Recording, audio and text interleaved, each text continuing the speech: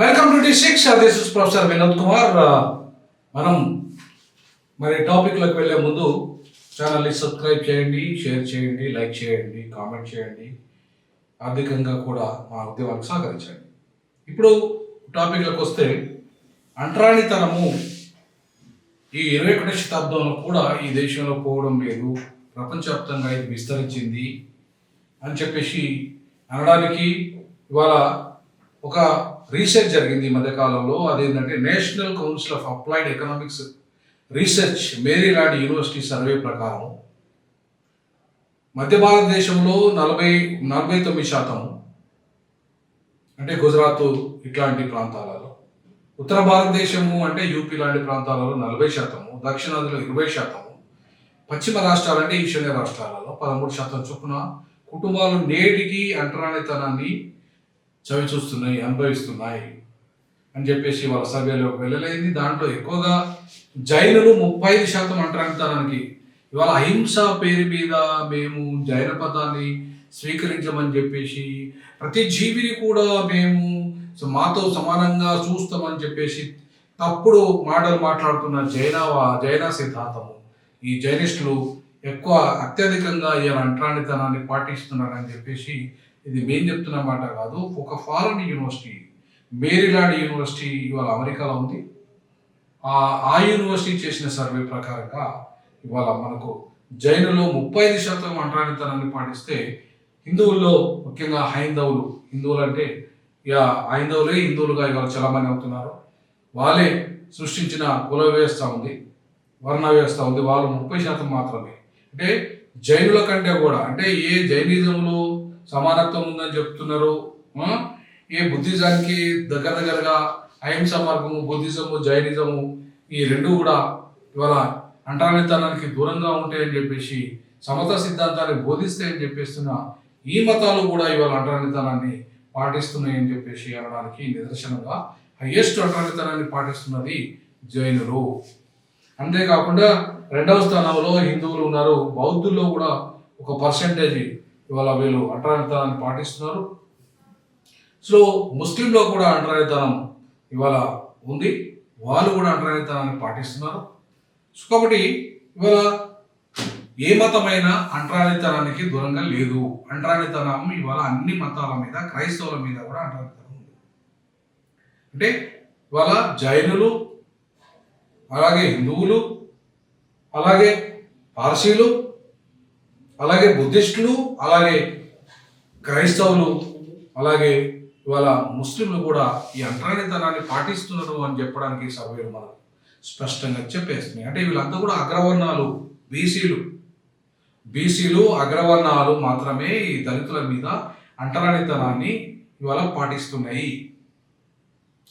So అగ్రవర్ణ దోపిడీ కులాలు, బీసీ కులాలు ఇవాళ ఈవెన్ దళితులలో, అంటే ఈవెన్ అన్ని మతాలలో కూడా, అంటే జైన మతంలో అత్యధికంగా ఎక్కువ హైయెస్ట్గా ఇవాళ పాటిస్తున్నారని చెప్పేసి మనకు కనబడుతుంది.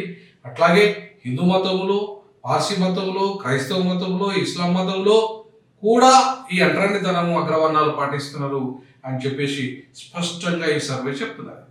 అంటే ఇవాళ నేను నరేంద్ర మోడీ గారి ప్రభుత్వాన్ని ఒకటి అడుగుతున్న ఈ సందర్భంగా, ఇవాళ మొత్తం అన్ని జాతీయ కమిషన్, ఎస్సీ కమిషన్లు కానీ, మానవ కమిషన్లు కానీ, ఇవాళ ఏ కమిటీలు అయితే మీరే వేశారో అన్ని కమిటీలు, కాలేక కమిషన్లను మొదలుకుంటే మండల కమిషన్ వరకు, నిన్నగాక మొన్న ఏర్పడిన తర్వాత ఏకసభ్య కమిషన్ తెలంగాణ రాష్ట్రంలో కావచ్చు, అంతకంటే ముందు జస్టిస్ ఉషా మేరా కమిటీ కావచ్చు, ఇట్లా దేశంలో ఉన్న అన్ని కమిటీలు కూడా ఇలా అంటరానితనాన్ని అనుభవిస్తున్నారు దళితుల విషయాన్ని స్పష్టంగా పేర్కొన్నారు.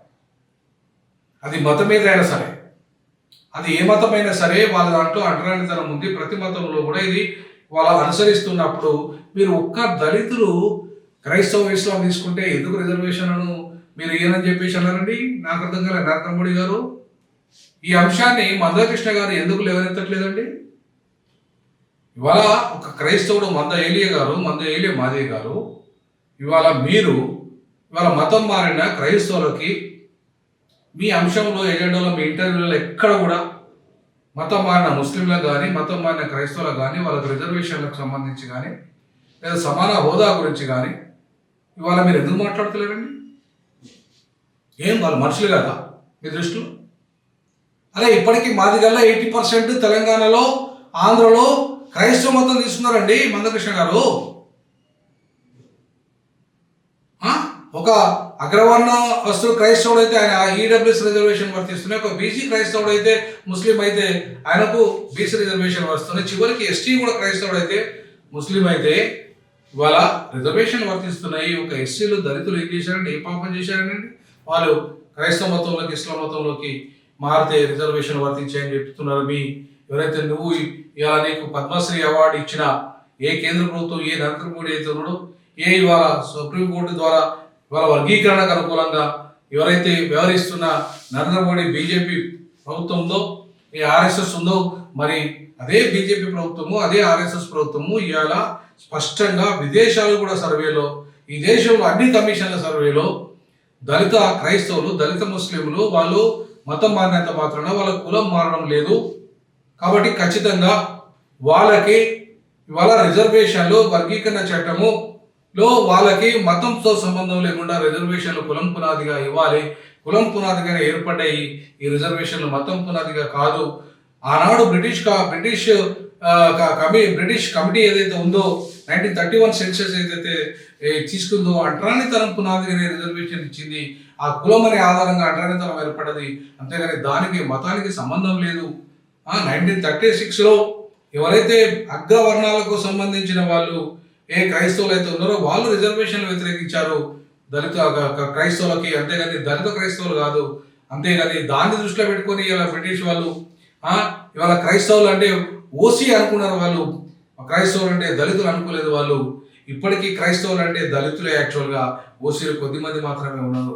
అయినా సరే వాళ్ళ గురించి ఎవరు పట్టించుకోవట్లేదు. 30% భారత జనాభాలో దళిత క్రైస్తవులు ఉంటే వాళ్ళ గురించి ఒక్క మాట మాట్లాడవా నువ్వు మందకృష్ణ గారు? ఇదా నీ యొక్క సామాజిక న్యాయ సిద్ధాంతం? సామాజిక న్యాయంలో వీళ్ళు లేరా? దళిత క్రైస్తవులు, దళిత ముస్లింలు నీ సామాజిక న్యాయ ఎజెండాలో లేరా? మరి ఉన్నప్పుడు వాళ్ళ గురించి ఎందుకు మాట్లాడట్లేదు? ఎందుకు మాట్లాడకూడదు? ఎందుకు ఈ విషయాలు చర్చించకూడదు? మీరు ఇవాళ మొత్తం ప్రపంచవ్యాప్తంగా ఉన్న సంస్థలు, సర్వే సంస్థలు కానీ, భారతదేశంలో ఉన్న సర్వే సంస్థలు కానీ, కమిషన్లు కానీ ఇవాళ కులం వాళ్ళ మారడం లేదు. మతం మారినంత మాత్రం దళిత క్రైస్తవులు, దళిత ముస్లింలకి వాళ్ళ అణిచివేత, అంటరానితనం అట్లాగే ఉంటుంది. వాళ్ళకు మతంతో సంబంధం లేకుండా రిజర్వేషన్లు కొనసాగించాలి.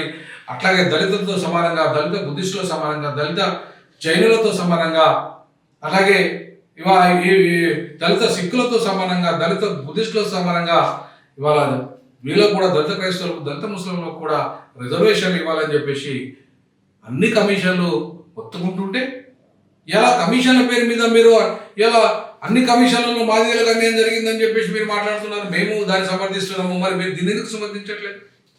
దీన్ని ఎందుకు మాట్లాడట్లేదు? మీ ఎజెండాలో నెక్స్ట్ కమింగ్ డేస్లో వచ్చే ఎజెండాలో నీ ఉద్యమ కార్యాచరణలో ఈ అంశం ఎక్కడ ఎందుకు లేదు? అంటే బీజేపీకి వ్యతిరేకమైందేనా?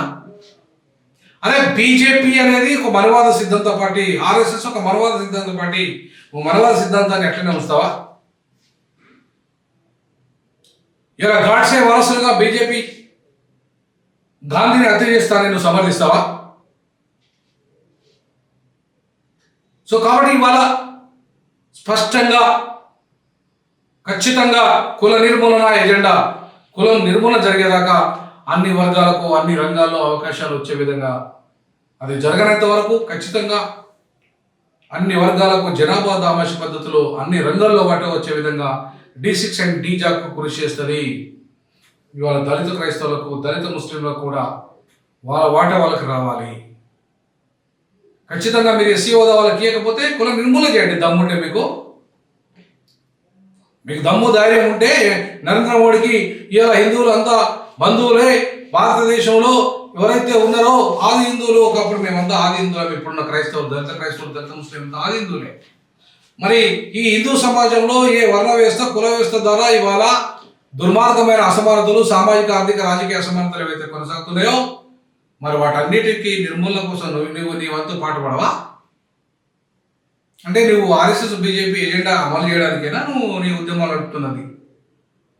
నీ కండువా మారదు, కానీ నీ కండువా మారదు. నువ్వు పార్టీలో సభ్యత్వం తీసుకోపోయినా బట్ నీ ఎజెండా అంతా కూడా ఆర్ఎస్ఎస్ బీజేపీ ఎజెండాగానే ఉంది కదా బ్రదర్ అన్నగారు. సో కాబట్టి ఈ ఆర్ఎస్ఎస్ బీజేపీ ఎజెండా మనువాద ఎజెండాను ఎంతకాలం మందకృష్ణంగా మోస్తాడో అంతకాలం ఈ దేశంలో సమానత్వం రాదు. ఇది ఖచ్చితంగా ఈ సామాజిక న్యాయ సూత్రానికి విరుద్ధం. ఈ సామాజిక న్యాయ సూత్రంలో వీళ్ళు భాగస్వామ్యమే. కాబట్టి ఇవాళ మేరీల్యాండ్ యూనివర్సిటీ సర్వేలో ఏదైతే చెప్తుందో ఆ సర్వేలో ప్రతి మతములోనూ ఇలా అంటరాని వాళ్ళు అణచివేతకు గురవుతున్నారు. ముఖ్యంగా ఈ అంటరాని దళిత కులాలు, అది హిందూ మతమైన, క్రైస్తవ మతమైన, ఇస్లాం మతమైన, లేదంటే జైన మతమైన, పార్సీ మతమైన, హిందూ మతమైన, ఏ మతమైనా సరే వాళ్ళని వాళ్ళ అణచివేస్తుంది కులం పునాది మీద. వాళ్ళ ఆ మతంలోకి పోయినా సరే సమానత్వం కోసము దాంట్లో సమానత్వాలు వాళ్ళు అమలు చేయడం లేదు, సమాన సూత్రాన్ని అమలు చేయడం లేదు. ఎప్పుడైతే సమానత్వం అందులో లేదో సామాజిక న్యాయ ఎజెండా అందులో లేనట్టే లేదు కదా. ఎప్పుడైతే అంటరాని వాళ్ళుగా మీరు చూస్తున్నారో మీరు ఈ మతాలన్నీ కూడా సామాజిక సమానత్వానికి విరుద్ధంగా వివరిస్తున్నాయి కదా. దాంట్లో అగ్రవాళ్ళ ఆధిపత్యమే కొనసాగుతుంది కదా అన్ని మతాల్లో. మరి దీన్ని దెబ్బతీయద్దా మందకృష్ణ? దీన్ని బద్దలు చేయద్దా మందకృష్ణ? ఎట్లా చేయగలుగుతాం మనము? కులం పునాదుల మీద చేయలేం, కుల నిర్మూలన సిద్ధాంతంతోనే చేయగలుగుతాం. కులాన్ని బద్దలు చేయకుండా, కుల నిర్మూలన చేయకుండా ఈ సామాజిక న్యాయం సాధ్యమా? ఇది అసాధ్యం. సామాజిక పంపిణీ సాధ్యమా? రాజకీయ పంపిణీ సాధ్యమా? ఆర్థిక పంపిణీ సాధ్యమా? అసాధ్యం. కాబట్టి నేతి బీరకాయలో నెయ్యి ఎంత ఉంటుందో కులంలో కూడా సమానత్వం అంతే ఉంటుంది నాన్న కృష్ణన్న. ఈ వాస్తవాలను గ్రహించకుండా ఇవాళ 30 ఏళ్ళుగా కేవలం 5% విద్యావంతులైన వాళ్ళు మాదిగల కోసం నువ్వు పోరాటం చేస్తుంటే మరి మొత్తం 95% ఉన్న దళిత సమాజం ఎదుర్కొంటున్న ఈ సమస్య, ఈ అంటరానితన నిర్మూలన సమస్య కులంతో ఆధారపడి లేదా అన్న? రాజ్యాంగంలో అధికరణ 17లో కేవలం అంటరానితనాన్ని మాత్రమే నిర్మూలించారు, కులాన్ని నిర్మూలించలేదు. కులం నిర్మూలన జరగకుండా అంటరానితనం నిర్మూలన సాధ్యమవుతుందన్న? అంటే ఇంకా బానిసలుగానే మేము ఉండాలా? ఇవాళ ఆ మతంలో ఉండి ఆ అంటరానితనాన్ని అనుభవిస్తూ ఇంకా బానిసత్వంలోనే మేము ఉండాలా? ఆ బానిసత్వానికి బలి కావాలా? అదేనా నువ్వు కోరుకునే సామాజిక న్యాయము? సామాజిక న్యాయం అంటే పూర్తిగా కుల నిర్మూలన జరిగి ఇవాళ ఆర్థిక ప్రాతిపదికన అందరికీ అన్ని రంగాల్లో అవకాశం రావాలి. అంటరానితనం ఉండద్దు. అస్తిత్వ ఉద్యమాలు కేవలం కులం పునాదిగా ఉండద్దు. ఆర్థిక ప్రాతిపదికన ఉండాలి. పేదరిక బాధిత నిర్మూలన దిశగా ఉండాలి. సమాజం నిర్మాణం జరగాలి. బాబాసాహెబ్ అంబేద్కర్ కుల నిర్మూలనే తన జీవిత ఎజెండాగా చెప్పాడు. రాజకీయ అధికారమే అంతిమ లక్ష్యం అని చెప్పాడు. ఆ దిశగా అడుగులు వేయడమే అంబేద్కర్స్గా మా బాధ్యత. అందుకు నేను బైరి నరేష్ ఆ ఎజెండాలో పోతున్నాడు. ఆయనతో కలుపుతాం. అమరా ప్రసాద్ ఆ ఎజెండాను సమర్థిస్తున్నాడు. ఆయన ఇవాళ జై శ్రీరామ్ అనొచ్చు కాక, జై భీమ్ బైరి నరేష్ అనొచ్చు కాక, జై పులి అనొచ్చు కాక, నేను జై భీమ్ అనొచ్చు కాక, కానీ మా అంతిమ లక్ష్యం కుల నిర్మూలన దిశగా ఉండాలి. కుల నిర్మూలన కోసం ఎవరు ఆర్ఎస్ఎస్ భావజాలం ఉన్నా, ఆర్ఎస్సీ భావజాలం ఉన్నా, అంబేద్కర్ భావజాలం ఉన్నా, ఏ భావజాలాలు వాళ్ళ వ్యక్తిగతం, అటు కుల నిర్మూలన అందరి లక్ష్యం. ఆ దిశగా అడుగులు వేయడమే మా లక్ష్యం. అందుకే అంటరానితనం కులం నిర్మూలనతో సాధ్యం. ఆ దిశగా అడుగులు వేస్తాం. జై భీమ్, జై పులే, జై పెరియార్, జై కుల నిర్మూలన.